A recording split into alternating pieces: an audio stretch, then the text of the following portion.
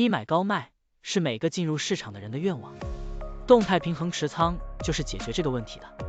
举个例子，就是保持现金和股票始终是50%比50%，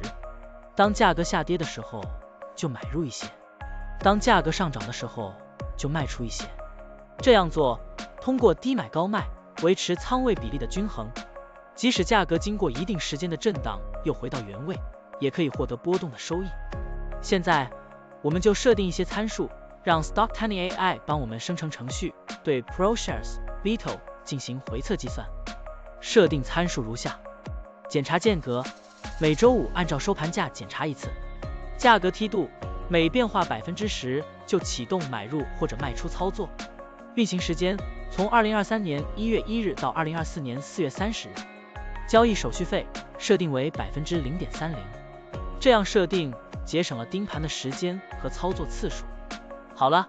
按照上面的设定，程序运行的结果是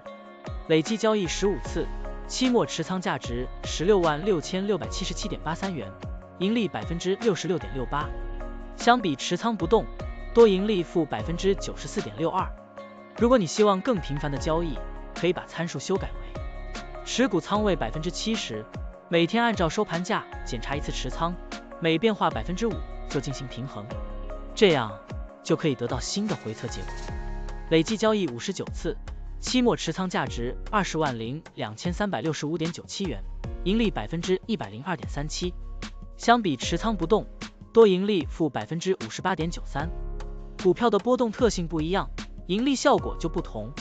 参数设定不同，盈利效果也会不同。怎样找到最优的组合呢？